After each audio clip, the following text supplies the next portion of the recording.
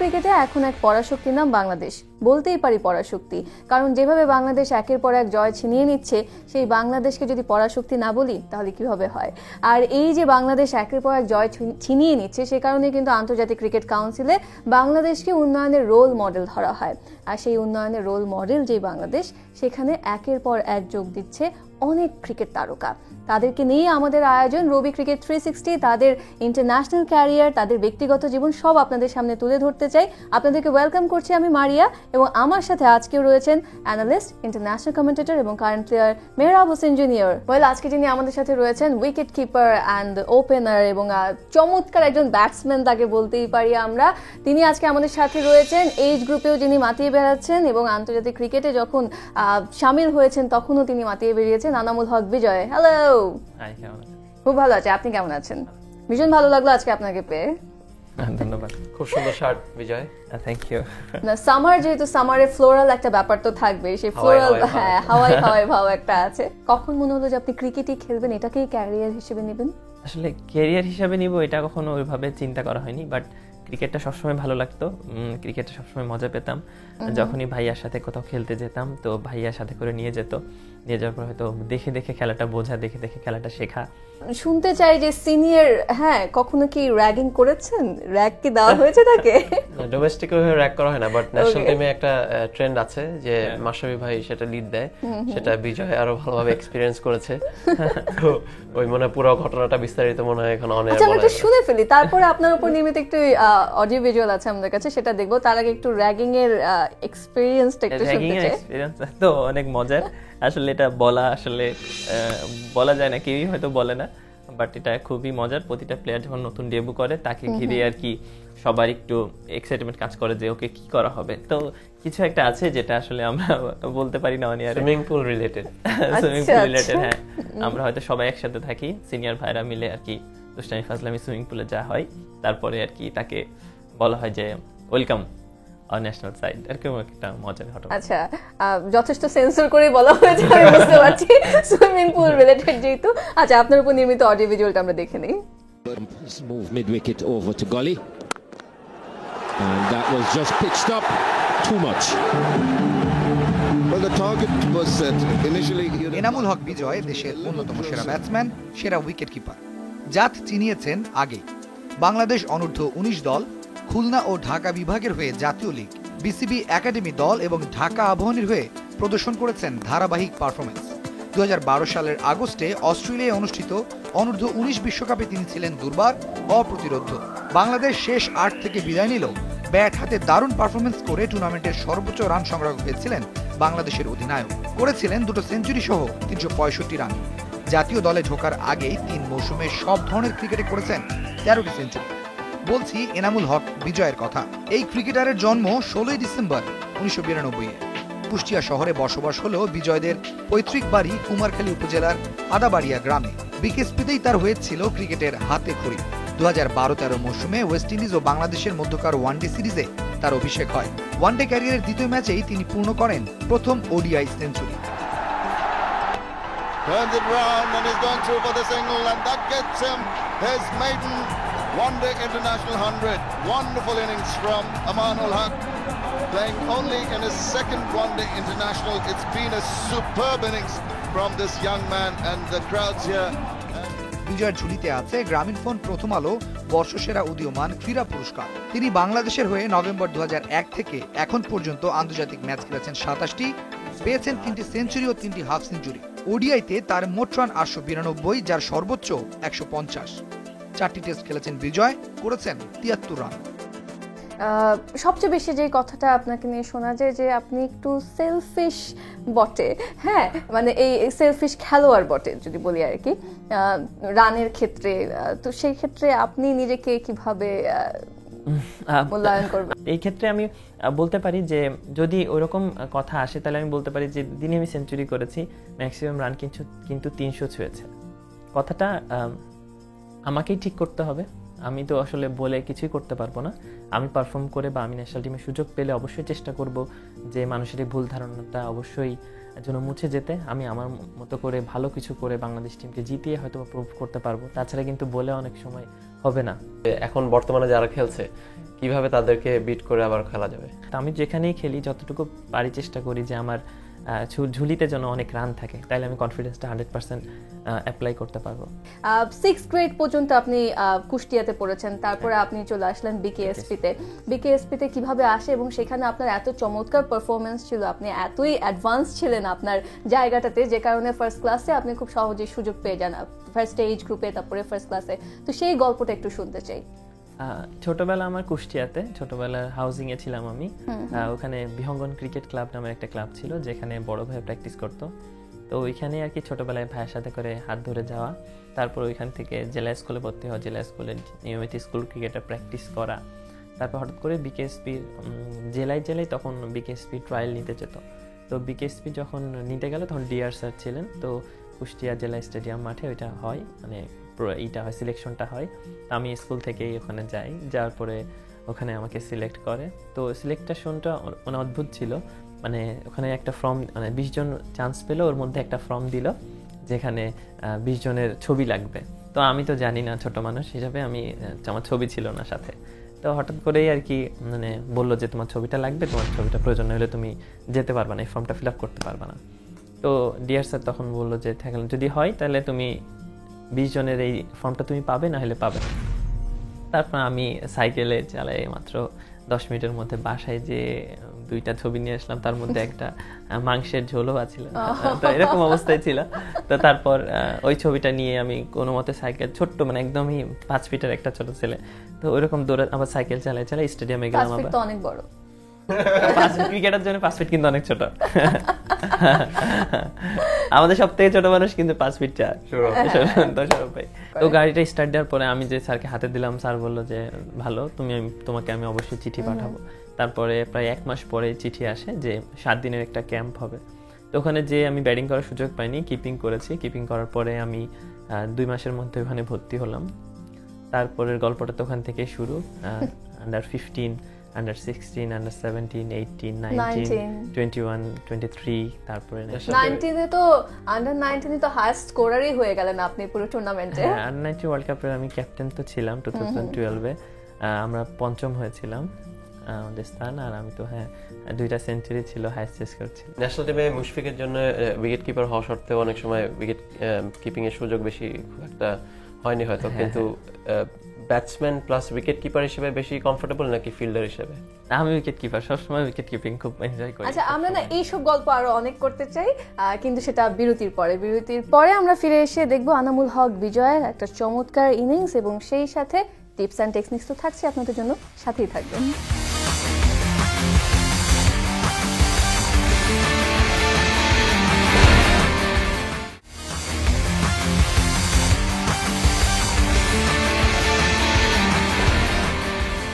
Viewers, welcome back. আপনারা দেখছেন রবি cricket 360। আমি মারিয়া আছি আপনাদের সাথে রয়েছে মেহরাব হোসেন জুনিয়র এবং সেই সাথে আনামুল হক বিজয়। তো আপনি বলছেন আপনি উইকেট কিপিং এ বেশি স্বাচ্ছন্দ্য বোধ করেন, এবং সেটা একটা কারণও রয়েছে। শুরুই তো করেছেন গ্লাভস হাতে, ক্রিকেটের শুরুটাই তো সেখানে, রাইট? ছোটবেলায়।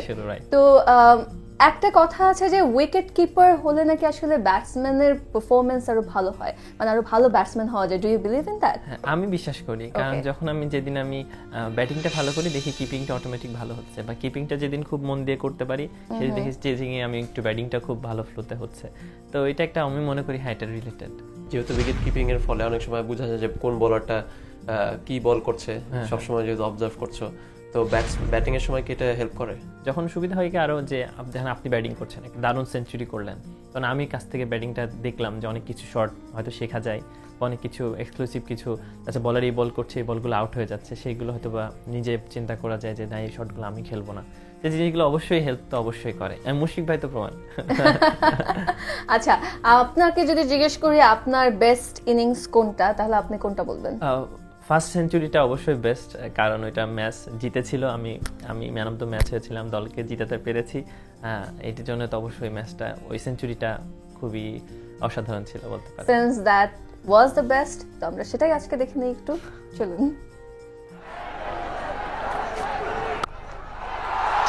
Cut that away, backward a point, that's going to race away to the boundary. There's another one. That's nicely done. He just waited. Short, pulled away, and it's gone. Pass ball. Edged, and it's going to be 4. Turns it round and is going through for the single, and that gets him his maiden one-day international 100. Wonderful innings from Amanul Haq, playing only in his second one-day international. It's been a superb innings from this young man. অসাধারণ একটা innings. তবে খেলার আগের দিন রাতে এই West Indies bowling attack নিয়ে কোনো প্ল্যান ছিল? রবি রামপাল ছিল, কিমা রোজ ছিল, সুনীল নারায়ণ, অ্যান্ড্রু রাসেল, সামি। তো অবশ্যই কিমা রোজটা খুব ভয়ে ছিলাম। কিমা রোজ আসলে খুবই আমার কাছে খুব ডিফিকাল্ট মনে হয় বলটা, কারণ হাইট ছোট, বাট বলে দারুণ একটা বাউন্স আছে এক্সট্রা। তো আমি একটু খুব ভয় ছিলাম যে কিমা রোজের বলটা একটু দেখে খেলতে হবে, হয়তো এই বলটা এইভাবে খেলবো, মানে নারায়ণের বলটা সোজা ব্যাট করবো। এই দুইজনের বলার নিয়ে খুব প্ল্যান ছিল। তো সকালে এসে দেখি কিমা রোজ খেলছে না, তো কনফিডেন্সটা অটোমেটিক বেড়ে গিয়েছিল যে হয়তো তাহলে আজকে একটা বড় রান করতে পারবো। তো ওই কনফিডেন্সটাই বেশ আমি দেখি কাজে দিয়েছে। আর প্ল্যান ছিল হ্যাঁ সোজা ব্যাটে খেলবো বা তামিম ভাইয়ের সাথে কথা বলে খেলবো। সব থেকে বেস্ট ছিল যে আমি তামিম ভাইয়ের কাছ থেকে দারুণ হেল্প পেয়েছি। যদি স্পেসিফিক কোনো শটসের কথা বলা হয়, এই ম্যাচে সবচেয়ে স্বাচ্ছন্দ্য বোধ করেছে কোন শটসগুলো খেলে? স্বাচ্ছন্দ্য বোধ করেছি আমার মিডল অফ দ্য টাইমে। আমি বেশ কিছু ভালো সিঙ্গেল ছিল মুশফিক ভাইয়ের সাথে, আমার ওই সিঙ্গেলগুলো খুব মজাই, মানে খুব ভালো মতো আমি ফ্রিকোয়েন্টলি নিয়ে চেষ্টা করেছি এবং ওইটা খুব ভালো মতো হয়েছে। আর রাসেলের লাস্টের কিছু শটগুলো খুব মানে সেঞ্চুরির পরে যেই 30টা রান করেছিলাম, এই 20-30 রান করেছি, এই মানে রানগুলো খুব মজার ছিল, এই শটগুলো খুব ভালো লেগেছে। আপনাকে যদি বলি যে আপনি এমনিতে আসলে কোন শট খেলতে বেশি পছন্দ করেন, আমি স্কয়ার অফ দ্য উইকেটে বেশি পছন্দ করি, কার্ট পুল এইগুলো বেশি পছন্দ করি সামনে খেলা থেকে।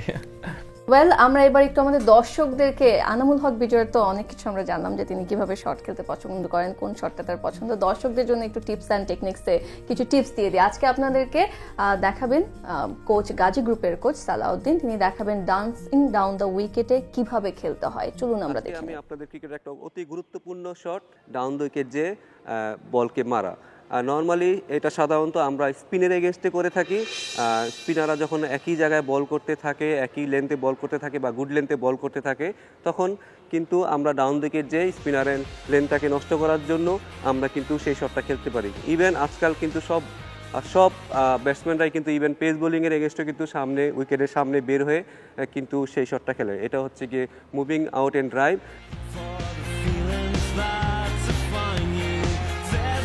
যখনই দেখবেন যে বলার একই লেন্থে বারবার বল করছে, আপনি যখনই দেখবেন যে বল লেন্থে বল করছে বা বল উপরে করেছে, তখন আপনি যখন মুভ করবেন আপনার প্রথম স্টেপটা বড় থাকবে, সেই সাথে আপনার ব্যাট লিপ উপরে উঠতে থাকবে। আপনি পা পিছন দিয়েও নিতে পারেন, অথবা অনেক ব্যাটসম্যান পা সোজাও নিয়ে আসে। কিন্তু একটা জিনিস খুবই ইম্পর্ট্যান্ট, সেটা হচ্ছে গিয়ে আপনি যখনই যাবেন তখন আপনি সাইডওয়েজ থাকার চেষ্টা করবেন। এতে আপনার সবচেয়ে সুবিধা হবে যে সাইডওয়েজ থাকলে আপনি কিন্তু শট অফেও মারতে পারবেন, স্ট্রেটও মারতে পারবেন, লেগেও মারতে পারবেন। কিন্তু আপনি যদি ডাউন উইকেট যাওয়ার সময় যদি আপনি ওপেন হয়ে যান, অ্যাকচুয়ালি আপনার অফ সাইডে মারাটা কিন্তু আপনার জন্য অনেক ডিফিকাল্ট হবে। যখন আমি ডাউন উইকেট যাব, আমাকে প্রথমেই চুজ করতে হবে যে বল কোন লাইনে বল করেছে এবং বলটা লেন্থে পড়ছে কিনা। যখনই আমি দেখবো যে বলার অফ স্টাম্প লাইনে বল করছে, আপনার ফার্স্ট স্টেপটা ঠিক বলের লাইনে যাবে এবং সে সাথে আপনার ব্যাট লিফট হাই হয়ে যাবে, এবং চেষ্টা করবেন সেকেন্ড স্টেপ দিয়ে আপনি অ্যাডজাস্ট করবেন যে আপনি আসলে কোথায় মারতে চান। চেক শট মারতে চান তাহলে, যদি নিচে মারতে চান বা চেক শট মারতে চান তাহলে আপনি পা ঠিক বলের পাশে রাখবেন। যদি আপনি উপরে মারতে চান, পাটা একটু বল থেকে দূরে থাকবে, তাহলে ব্যাটের সুইং করতে সুবিধা হবে। ইম্পর্টেন্ট জিনিস হচ্ছে আপনি যখন ডাউন উইকেট যাবেন, আপনি একটু বল ছাড়ার পরে যাবেন এবং যত তাড়াতাড়ি সম্ভব আপনি বলের লাইনে চলে যাবেন।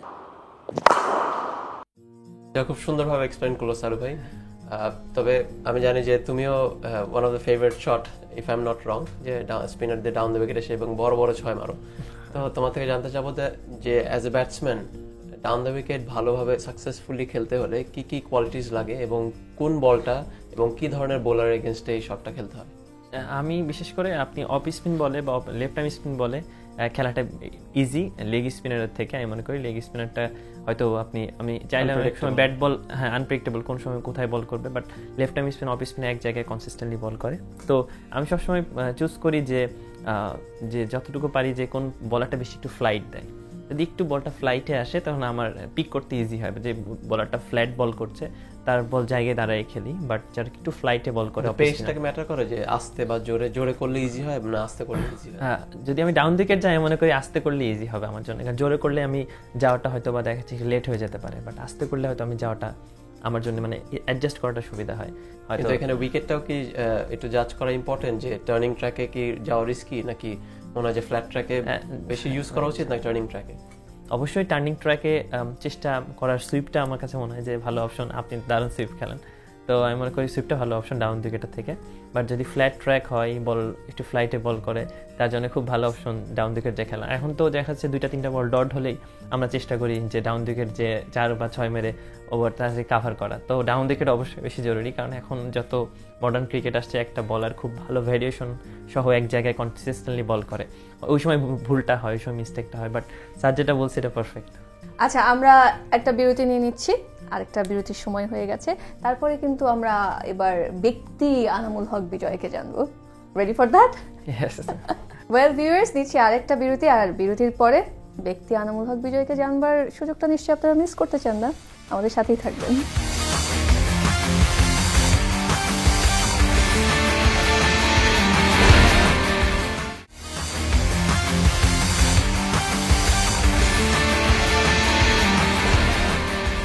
সবাইকে আরো একবার স্বাগত। দেখছেন রবি ক্রিকেট 360, মারিয়া আছে সাথে সাথে রয়েছে মেহরাব হোসেন জুনিয়র এবং আনামুল হক বিজয়।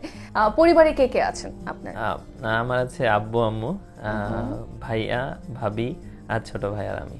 কয় ভাই বোন আপনারা? আমরা 3 ভাই, বোন নেই। আচ্ছা, ভাই বোনদের সাথে সময় কিভাবে কাটে? কার সাথে সবচেয়ে বন্ধুত্বপূর্ণ সম্পর্ক?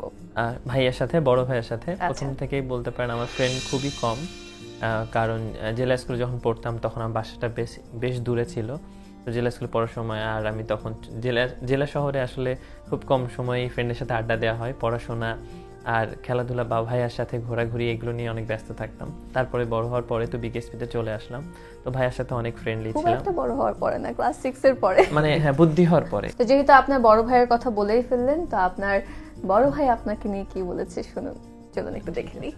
যে ও স্কুল ফাঁকি দিয়ে খেলা করতে গেছে, স্কুলে যে দেখিও নেই, এরকম দেখাচ্ছে আমরা সবাই ঘুমায় আছি, দুপুরেও চলে গেছে খেলা করতে। আসলে অবদান আমি বলবো সবারই অবদান আছে, কিন্তু ওর যে উৎসাহ ছিল, যে ইচ্ছা ছিল, সেটাই আসলে ওর এত বড় ক্রিকেটের পিছনে সব কিছু।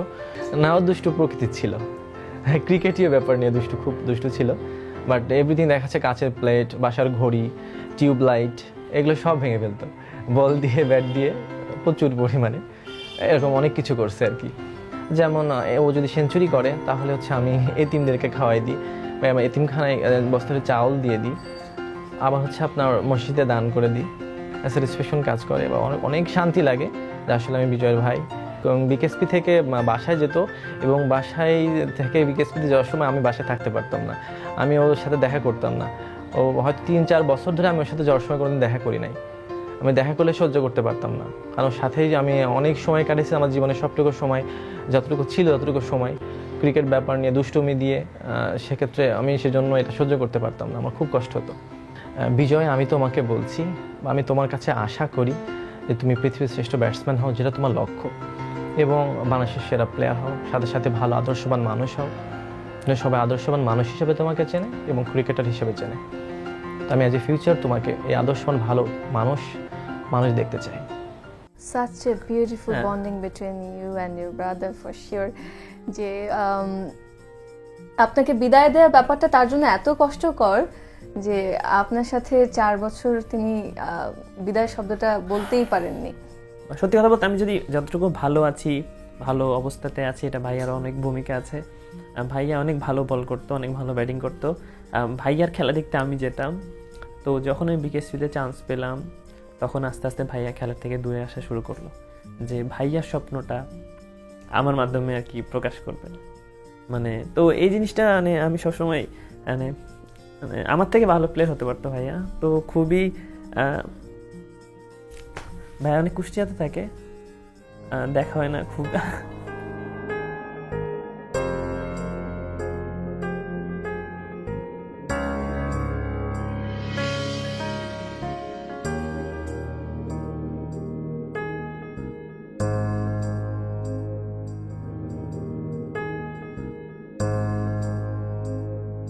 আচ্ছা, ভাইয়া যে বললো যে আপনি প্লেট, কাচের প্লেট, তারপরে লাইট, এগুলো সব ভেঙে ফেলতেন, এগুলো কেন ভাঙতেন? না, ওই যে বাসার মধ্যে খেলতাম তো ভাইয়া বল করতাম, হয়তো মারতাম বা টার্গেট করতাম, ওখানে মারতে বলে 6 রান, তো হয়তো মারলে ওখানে কাচের গ্লাস থাকতো। আর আঙ্কেল আন্টি কিছু বলতো না? আম্মু মার দিত, ভাইয়া সেভ করতো। ওয়েল, এত ছোটবেলায় যে বিকেএসপি তে চলে যাওয়া,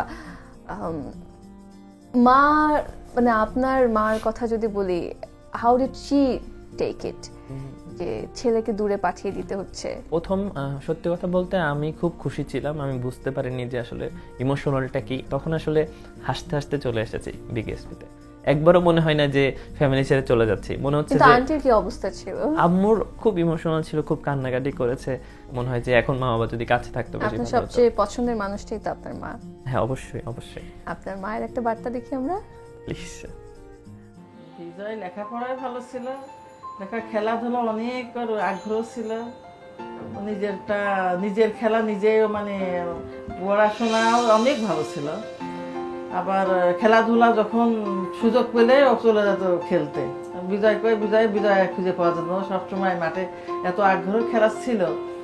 আল্লাহ সেই জন্যই আল্লাহ এভাবে খেলাই নিয়ে আসছে। বিকেএসপিতে মানে চান্স পাইছে, তখনই মানে এতটুকু মানুষ চলে যাবে আমার কাছ থেকে, মানে সবাই বাসায় মানে একটু মনটা সবারই খারাপ। হঠাৎ মানে 1 মাস পরে চিঠি গেল যে হ্যাঁ বিকেএসপিতে চলে যাচ্ছে। প্রতি মাসে আমি দেখতে আসতাম বিকেএসপিতে, প্রতি মাসে আমি মাসের শেষ সপ্তাহে ওই বাবা মার দেখার ডেট থাকতো, ওই দিনে আমি ওর আব্বুর সঙ্গে করে আমি চলে আসতাম। তখন চলে যাওয়ার সময় তো মন খারাপ লাগে, তখন মনটা খুব খারাপ লাগতো, কষ্ট, সব কান্নাকাটি করতে করতে তখন বাসায় যেতাম। বাংলাদেশের বাইরে যখন থাকছে ঈদের সময় অনেকটা ঈদে বাইরে করেছে, তখন কাছে ছিল না। তখন ঈদের নামাজ পড়তে যখন ওর আব্বুরা ভাইয়ারা যায়, তখন সবাই মন খারাপ করে যে ও নাই। আল্লাহর কাছে দোয়া করি তুমি ভালো থেকো, সুস্থ থেকো, তুমি যদি ভালো আবার যাতে দলে ঢুকতে পারো, ভালো খেলতে পারো, আমি অনেক বড় প্লেয়ার হওয়ার আল্লাহ তৌফিকের জন্য দেয়, আল্লাহর কাছে এই সবসময় দোয়া করি। আপনার মা, তিনি ঠিক যেরকম বলছিলেন যে এই যে ঈদের নামাজ পড়তে না পারা সবাই একসাথে, তার জন্য তো অবশ্যই এটা খুবই কষ্টের একটা মোমেন্ট। কিন্তু একটা মার থেকে যখন তার সন্তান দূরে থাকে, তিনি শুধুমাত্র আপনার ভালো লাগা, আপনার প্যাশনের কারণে, সে কারণে শক্ত থেকে আপনার বড় ভাইয়ের সাপোর্ট, সব কিছুর কারণে আপনাকে দিয়ে দিয়েছেন বিকেএসপিতে। তারপরে এই যে ঈদগুলো যে একা একা কাটানো আপনাকে ছাড়া, আপনার সাথে কমিউনিকেশনটা আপনি কিভাবে তাদেরকে সময় দিতেন? যখন মানে অনেকগুলো ঈদ মিস করেছি, অলমোস্ট প্রায় 7-8টা তো হবে। 7-8টা মিস করার কারণে হয়তো অনেক সময় আমি তো আমার ভাস্তিকে প্রথম 1 বছর দেখিনি, 1 বছর দেখারই সুযোগ হয়নি। তারপরে মাঝখানে 6 মাস এরকম দেখারই সুযোগ, বড় হয়ে গেছে বাট দেখতে পারিনি, এরকম তো গিয়েছে। তার আগে আমার ছোট ভাইটাও দেখতে দেখতে বড় হয়ে গেছে, হয়তো ওকে আদর করারও সময় হয় নাই, এরকম গেছে। আর ঈদগুলো তো অবশ্যই মিস করেছি। বিজয়, ন্যাশনাল টিমে খেলার পাশাপাশি হিডেন কোনো ট্যালেন্ট আছে? হয়তো যদি বলতে পারেন একটা কবিতা শোনাতে পারি, আমাদের লেখা। ওকে, তাহলে শুনি। কবিতার নাম আমার কাকা, লেখা আমার বাবার। আর আমার এক কাকা চাই শুধু টাকা, টাকা নিয়ে সে যাবে বিদেশে, মনটা তার ভালো, দেখতে বেজায় কালো, সারাদিন কেবলই খায়, যেদিকে খুশি সেদিকে যায়, সে ছিল খুব বোকা, নাম ছিল তার খোকা। একদম সিম্পল, বাট এটা আব্বুর সাথে বসে আব্বু লিখতো আর আমি বসে বসে হ্যাঁ এটা। ওয়েল বিজয় ভাই, আপনাকে আমরা খুব শীঘ্রই আবার দেখতে চাই ইন্টারন্যাশনাল ম্যাচে। ওয়েল ভিউয়ার্স, এনামুল হক বিজয়ের সাথে আজকে আমাদের অনেক আড্ডা হলো, তার ক্যারিয়ার, তার পার্সোনাল লাইফ, সবকিছু নিয়ে মজার সব কথা আমরা জানলাম। আপনাদের জন্য এখন একটা কুইজ বলছি, দ্যাট ইজ এনামুল হক বিজয়ের আন্তর্জাতিক ম্যাচে কোন দলের বিরুদ্ধে অভিষেক ঘটে? অপশন রয়েছে 2টি, option A West Indies, option B Sri Lanka. যেটা করতে হবে, আপনার সেলফোনে মেসেজ অপশনে যাবেন, গিয়ে টাইপ করবেন CRIK, দ্যাট ইজ ক্রিক, তারপর স্পেস দিয়ে A অথবা B, যেটা আপনার কাছে সঠিক মনে হচ্ছে সেটা লিখে, তারপর স্পেস দিয়ে আপনার নাম লিখে পাঠিয়ে দিবেন 3690 নাম্বারে, যত খুশি ততবার, কারণ সবচেয়ে বেশি SMS প্রদানকারী কিন্তু পাবেন তার পছন্দের খেলোয়াড়ের সাথে দেখা করার সুযোগ। See you on next Saturday. Until then, bye bye. Assalamualaikum.